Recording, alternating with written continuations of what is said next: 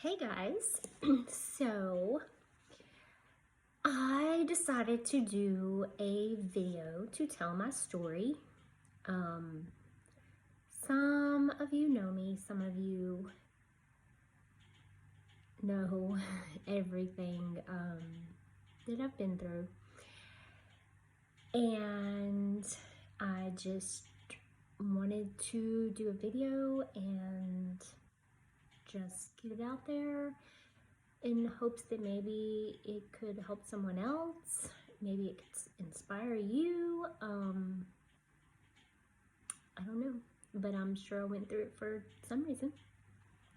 So here it goes. I'm going to try to do it as quick as possible. I don't want this to be a super long video. When I grew up, I lived with my aunt because my mom and dad were on drugs. So, I lived with my aunt. I had my first child when I was 17. His name was Corey. I actually prayed for him.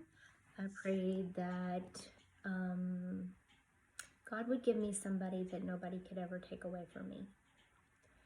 And I prayed that he would send me an angel until I was 30. Because surely by the time I was 30, I would have my life together.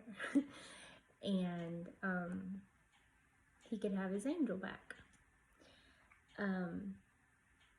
Went to the doctor for an eye infection. I had somehow got a piece of metal in my eye, and my eye had got infected, and for whatever reason they did a pregnancy test and came back and told me I was pregnant. So had him. It was a struggle, a real hard struggle. I was tried to be made to give him up for adoption, and God did not let that happen, because I prayed for an angel that no one could be taken away. He was not ever taken away from me. Fast forward till he was 6. I got married, had 2 more children. We moved away from our home. We moved to Mississippi because my husband at the time got a job there, and we had found a church that we loved. Corey was in church, going to church every time it was open, was doing a lot of good things with the church. My littlest, Connor, had decided that he wanted to be a preacher. The middle child, Caleb, he had a lot of anxiety and just like social problems, and they decided that he had Asperger's syndrome. So he was a bit much to deal with. I was working for a daycare. I was the assistant director there, a wonderful daycare that my kids loved. I'm gonna try real hard not to cry during this video. And when my son turned 12, 2 months after my 30th birthday, we walked in there and he was blue. So I called 911. My middle child Caleb ran down, and we just happened to live 2 doors down from the emergency management director for the county. Caleb ran and got him. We called 911. I did CPR. The ambulance got there, the emergency management director got there, and I don't even know how many other people got there. A lot. Like, the whole street was filled with cars. They then took him to the hospital, the only hospital there. I took his brothers to daycare because I did not feel that they didn't need to see that. They were 3 and 6 years old. So I dropped them off to daycare, and I got to the hospital as soon as I could. My husband said they told him they came in out and asked him if they could stop doing CPR and trying to resuscitate him. It had been 30 minutes, and he wasn't coming back.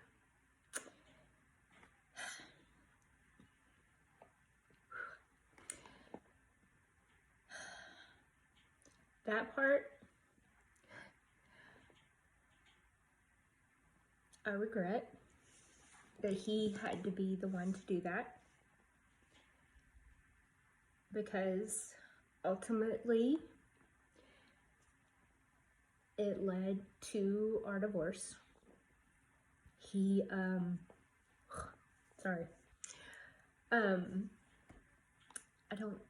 don't think he ever recovered from being the one to have to tell them that, and then being the one to have to tell me.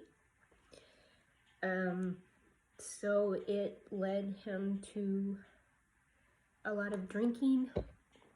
Sorry. A lot of drinking, a lot of drugs, and a lot of depression. Which led to a lot of no time for his family.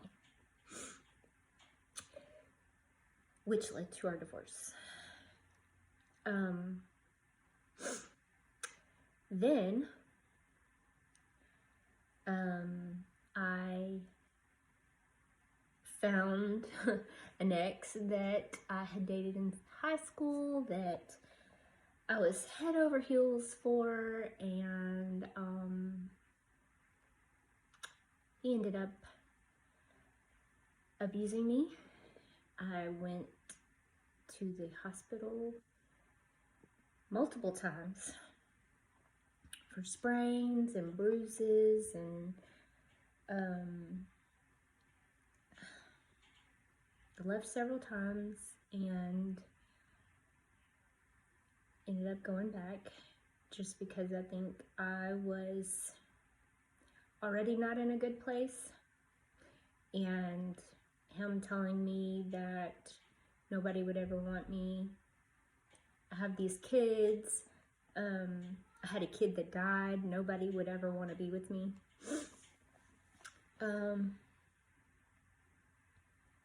Until one day I just woke up and decided this was not the life that God intended for me to have. So I then got in another relationship that probably would have turned out the same way, but I ended it very early. Then comes along one of my very good friends. He helped me get a job.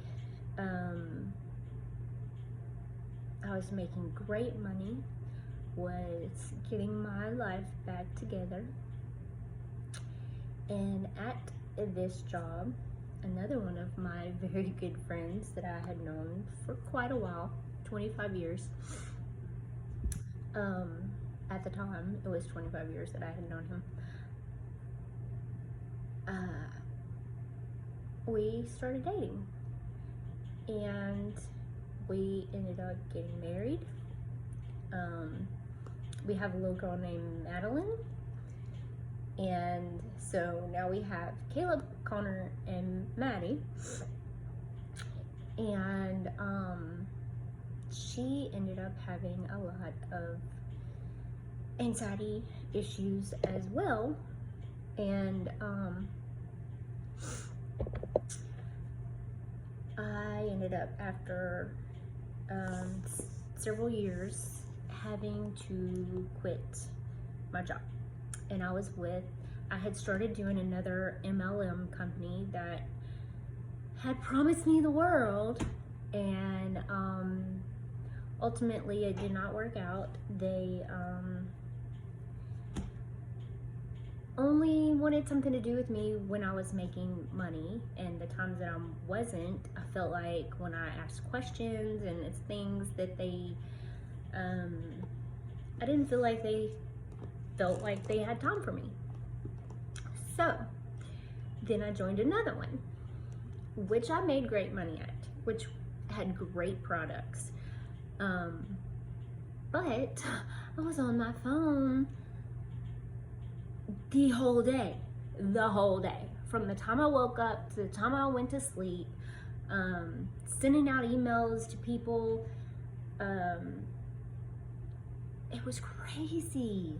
Like, I had to cold message 32 people to start with per day, and then if I didn't get a response from that, I had to just keep adding more and more and more and more and more until I got enough responses. Y'all, do you know how long it takes to send that many people messages and emails and text messages? If I wanted to work that much, I would have stayed the job I had. I had a daughter who had anxiety, who had all this stuff going on with her, and she could no longer go to school. I'm homeschooling her. I didn't have time to stay on my phone the whole day. Like, the whole reason I quit my job was to have time with her. So, fast forward several months to Bellamy. So, they had a totally different way of doing things. No cold messaging, no, I mean, you do have to message people, of course, but you're not just messaging strangers. You're not sitting here trying to make your list of 100 people that you want to share the business with. They're not teaching you that everybody's a prospect, because everybody is not a prospect. So, and then I had so much more free time.